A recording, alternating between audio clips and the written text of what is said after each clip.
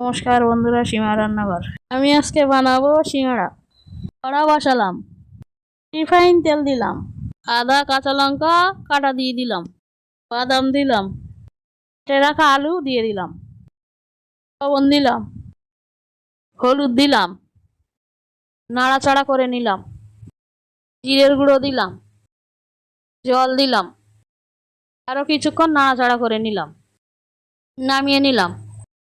ময়দা নিলাম, লবণ দিলাম, খাবার সোডা দিলাম, কালো জিরে দিলাম, রিফাইন তেল দিলাম, ময়দাটা ভালো করে মিশিয়ে নিলাম, জল দিলাম, ময়দাটা মেখে নিলাম, ছোট ছোট করে লেচি কেটে নিলাম, ময়দা নিলাম, বেলে নিলাম, ছুরি দিয়ে মাঝখান দিয়ে কেটে নিলাম, একটা নিয়ে সিঙ্গাড়ার আকারে তৈরি করে নিলাম। এমন করে নিলাম আলুটা যাতে বেরিয়ে না যায়।